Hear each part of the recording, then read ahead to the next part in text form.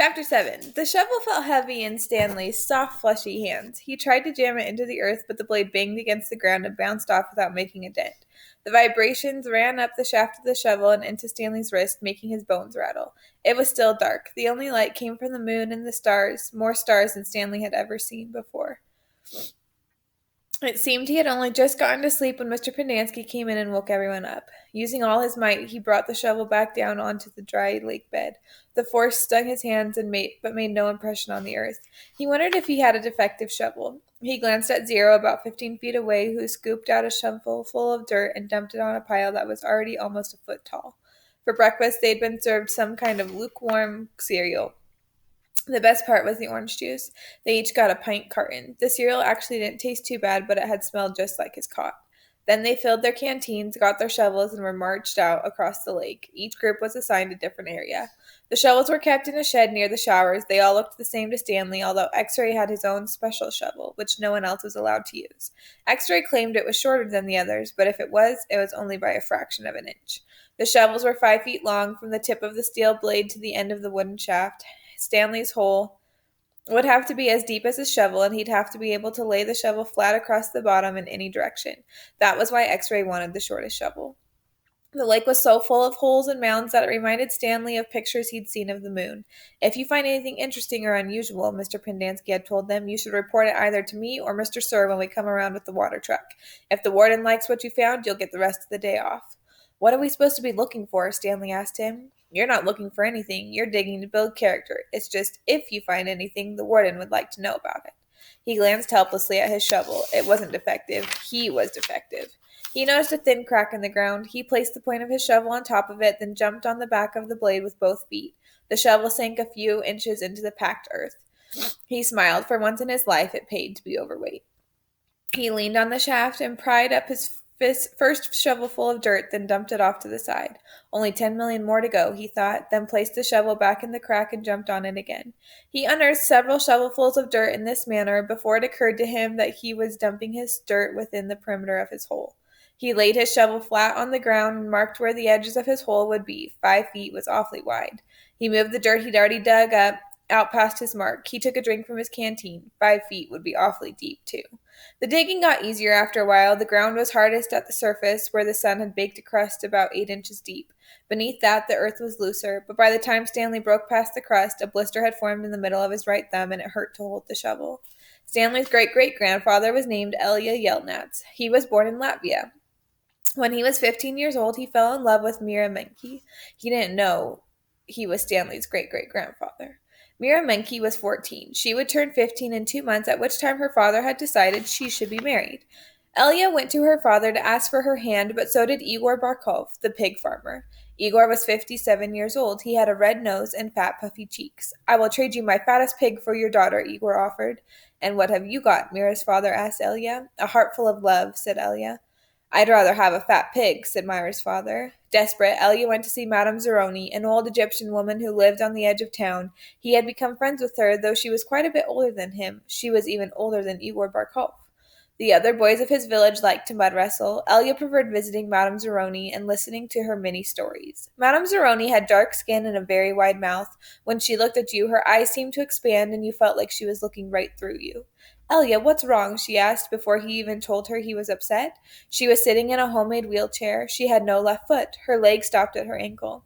I'm in love with Myra Menke, Elia confessed, but Igor Barkov has offered to trade his fattest pig for her. I can't compete with that. Good, said Madame Zeroni. You're too young to get married. You've got your whole life ahead of you. But I love Myra. Myra's head is as empty as a flower pot. But she's beautiful. So is a flower pot. Can she push a plow? Can she milk a goat? No, she is too delicate. Can she have an intelligent conversation? No, she is silly and foolish. Will she take care of you when you are sick? No, she is spoiled and will only want you to take care of her. So she is beautiful. So what? Tui. Madame Zeroni spat on the dirt. She told Elia that he should go to America. Like my son, that's where your future lies, not with Myra Menke. But Elia would hear none of that. He was 15, and all he could see was Myra's shallow beauty. Madame Zeroni hated to see Elia so forlorn. Against her better judgment, she agreed to help him. It just so happens my sow gave birth to a litter of piglets yesterday, she said. There is one little runt whom she won't suckle. You may have him. He would die anyway. Madame Zeroni led Elia around the back of her house where she kept her pigs. Elia took the tiny piglet, but he didn't see what good it would do him. It wasn't much bigger than a rat. He'll grow, Madame Zeroni assured him. Do you see that mountain on the edge of the forest? Yes, said Elia. On the top of the mountain there is a stream where the water runs uphill. You must carry the piglet every day to the top of the mountain and let it drink from the stream. As it drinks, you are to sing to him. She taught Elia a special song to sing to the pig. On the day of Myra's 15th birthday, you should carry the pig up the mountain for the last time. Then take it directly to Myra's father. It will be fatter than any of Igor's pigs. If it is that big and fat, asked Elia, how will I be able to carry it up the mountain? The piglet is not too heavy for you now, is it? Asked Madame Zeroni. Of course not, said Elia. Do you think it will be too heavy for you tomorrow? No. Every day you will carry the pig up the mountain. It will get a little bigger, but you will get a little stronger. After you give the pig to Myra's father, I want you to do one more thing for me. Anything, said Elia. I want you to carry me up the mountain. I want to drink from the stream, and I want you to sing the song to me. Elia promised he would. Madame Zeroni warned that if he failed to do this, he and his descendants would be doomed for all of eternity. At the time, Elia thought nothing of the curse. He was just a 15-year-old kid, and eternity didn't seem much longer than a week from Tuesday. Besides, he liked Madame Zeroni and would be glad to carry her up the mountain. He would have done it right then and there, but he wasn't yet strong enough. Stanley was still digging. His hole was about 3 feet deep, but only in the center. It sloped upward to the edges. The sun had only just come up over the horizon, but he already could feel its hot rays against his face. As he reached down to pick up his canteen, he felt a sudden rush of dizziness and put his hands on his knees to steady himself. For a moment he was afraid he would throw up, but the moment passed. He drank the last drop of water from his canteen. He had blisters on every one of his fingers and one in the center of each palm. Everyone else's hole was a lot deeper than his. He couldn't actually see their holes, but could tell by the size of their dirt piles. He saw a cloud of dust moving across the wasteland and noticed that the other boys had stopped digging and were watching it too. The dirt cloud moved closer, and he could see that it trailed behind a red pickup truck. The truck stopped near where they were digging, and the boys lined up behind it, X-ray in front, Zero at the rear. Stanley got in line behind Zero. Mr. Sir filled each of their canteens from a tank of water in the bed of the pickup. As he took Stanley's canteen from him, he said, "This isn't the Girl Scouts, is it?" Stanley raised and lowered one shoulder. Mr. Sir followed Stanley back to his hole to see how he was doing. "You better get with it," he said, "or else you're going to be digging in the hardest part of the day." He popped some sunflower seeds in his mouth, deftly removed the shells with his teeth, and spat them into Stanley's hole. Every day, Elia carried the little piglet up the mountain and sang to it as it drank from the stream. As the pig grew fatter, Elia grew stronger. On the day of Myra's 15th birthday, Elia's pig weighed over 50 stones. Madame Zeroni had told him to carry the pig up the mountain on that day as well, but Elia didn't want to present himself to Myra smelling like a pig. Instead, he took a bath. It was his second bath in less than a week. Then he led the pig to Myra's. Igor Barkov was there with his pig as well. "These are two of the finest pigs I've ever seen," Myra's father declared. He was also impressed with Elia, who seemed to have grown bigger and stronger in the last 2 months. "I used to think you were a good-for-nothing book reader," he said, "but I see now you could be an excellent mud wrestler." "May I marry your daughter?" Elia boldly asked. "First, I must weigh the pigs." Alas, poor Elia should have carried his pig up the mountain one last time. The two pigs weighed exactly the same. Stanley's blisters had ripped open and new blisters formed. He kept changing his grip on the shovel to try to avoid the pain. Finally, he removed his cap and held it between the shaft of his shovel and his raw hands. This helped, but digging was harder because the cap would slip and slide. The sun beat down on his unprotected head and neck. Though he tried to convince himself otherwise, he'd been aware for a while that his piles of dirt were too close to his hole. The piles were outside his 5 feet circle, but he could see he was going to run out of room. Still, he pretended otherwise and kept adding more dirt to the piles that he would eventually have to move. The problem was that when the dirt was in the ground, it was compacted. It expanded when it was excavated. The piles were a lot bigger than his hole was deep. It was either now or later. Reluctantly, he climbed up out of his hole and once again dug his shovel into his previously dug dirt. Myra's father got down on his hands and knees and closely examined each pig, tail to snout. "These are two of the finest pigs I have ever seen," he said at last. "How am I to decide? I only have one daughter." "Why not let Myra decide?" suggested Elia. "That's preposterous!" exclaimed Igor, expelling saliva as he spoke. "Myra is just an empty-headed girl," said her father. "How could she possibly decide when I, her father, can't?" "She knows how she feels in her heart," said Elia. Myra's father rubbed his chin. Then he laughed and said, "Why not?" He slapped Elia on the back. "It doesn't matter to me. A pig is a pig." He summoned his daughter. Elia blushed when Myra entered the room. "Good afternoon, Myra," he said. She looked at him. "You're Elia, right?" she asked. "Myra," said her father. "Elia and Igor have each offered a pig for your hand in marriage." "It doesn't matter to me. A pig is a pig, so I will let you make the choice. Whom do you wish to marry?" Myra looked confused. "You want me to decide?" "That's right, my blossom," said her father. "Gee, I don't know," said Myra. "Which pig weighs more?" "They both weigh the same," said her father.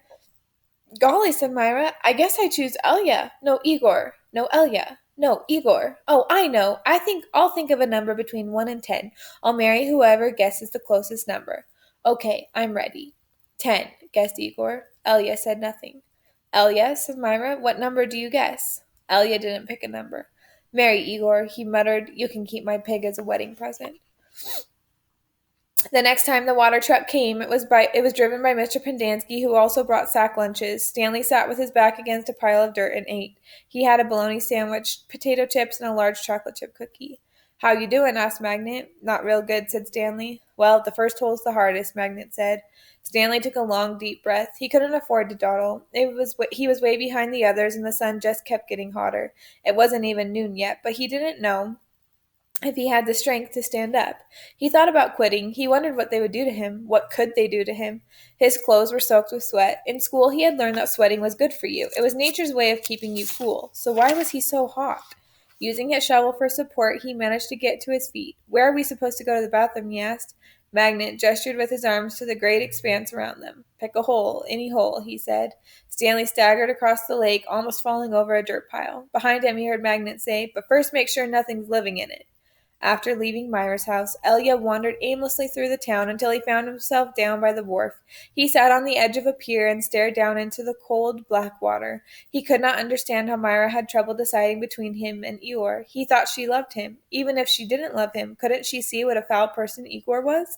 It was like Madame Zeroni had said. Her head was as empty as a flower pot. Some men were gathering on another dock, and he went to see what was going on. A sign read, "Deckhands wanted. Free passage to America."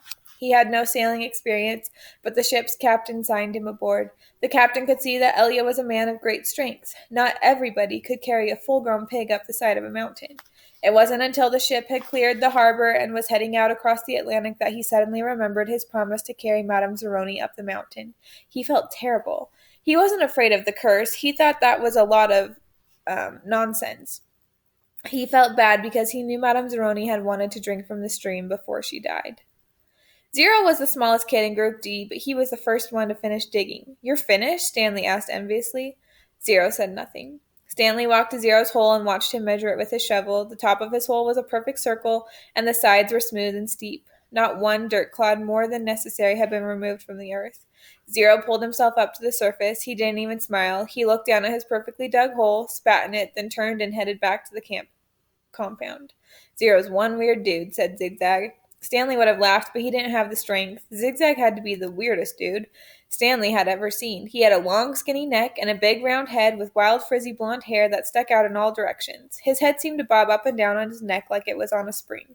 Armpit was the second one to finish digging. He also spat into his hole before heading back to the camp compound.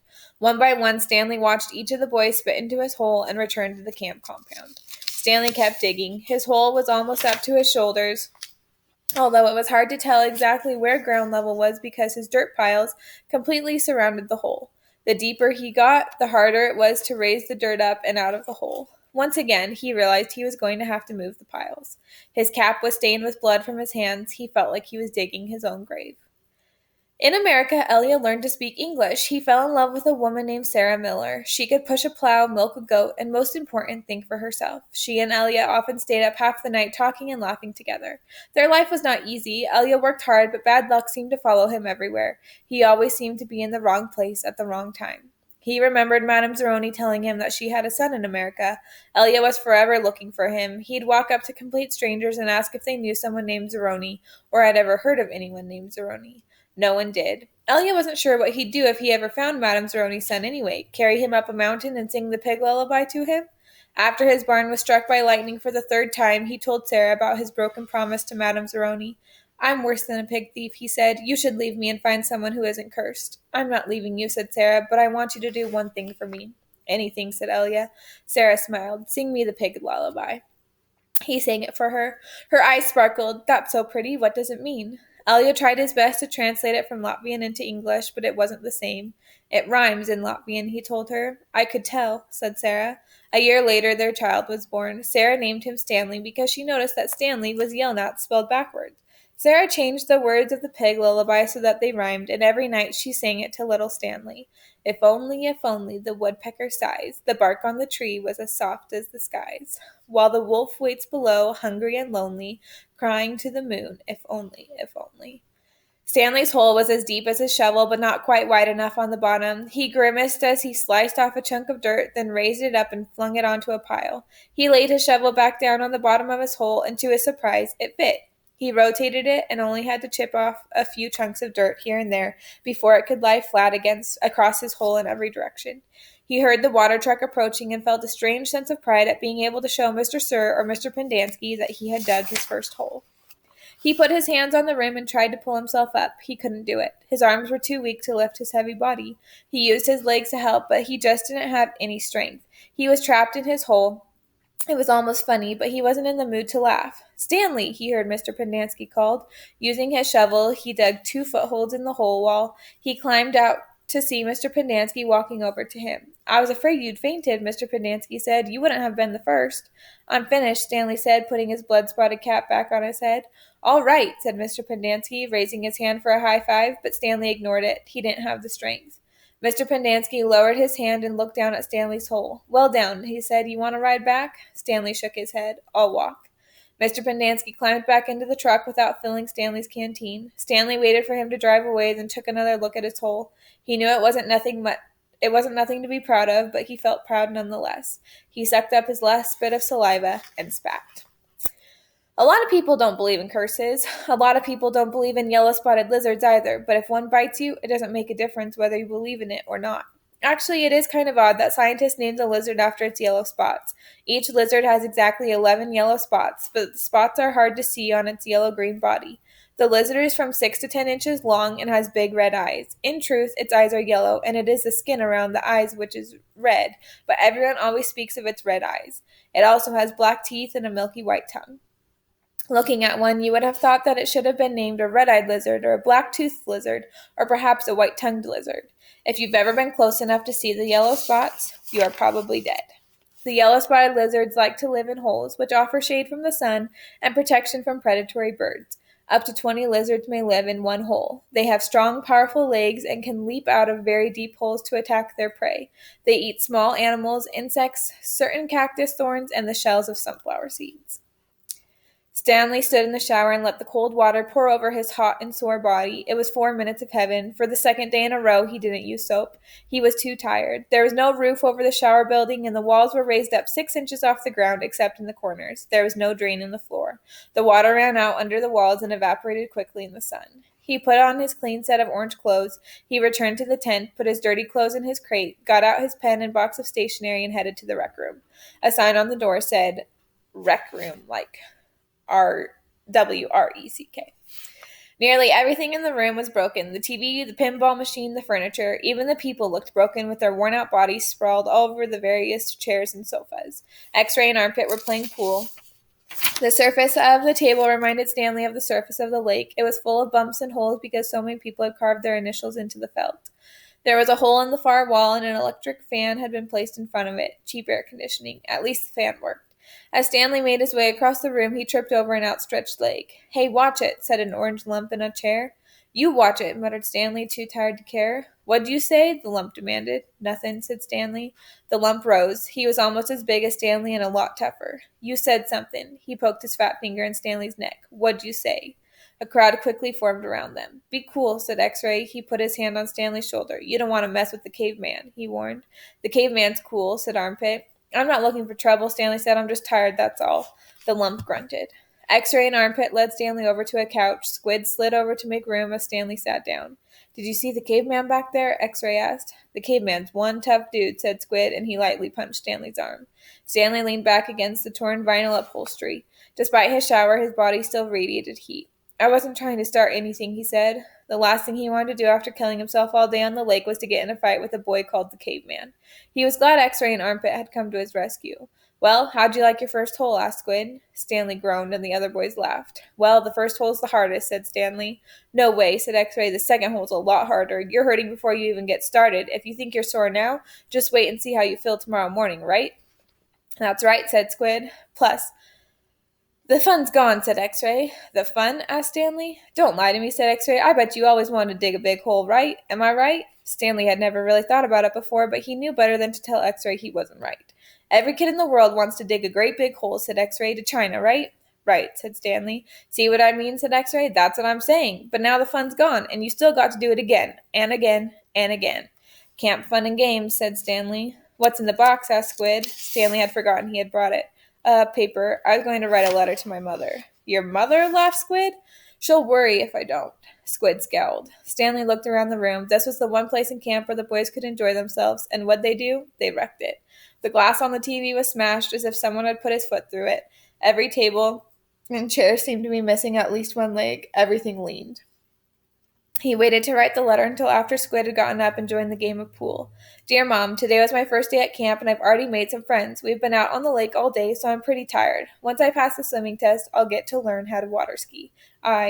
He stopped writing as he became aware that somebody was reading over his shoulder. He turned to see Zero standing behind the couch. I don't want her to worry about me, he explained. Zero said nothing. He just stared at the letter with a serious, almost angry look on his face. Stanley slipped it back into the stationery box. Did the shoes have red X's on the back? Zero asked him. It took Stanley a moment, but then he realized Zero was asking about Clyde Livingston's shoes. Yes, they did, he said. He wondered how Zero knew that. Brand X was a popular brand of sneakers. Maybe Clyde Livingston made a commercial for them.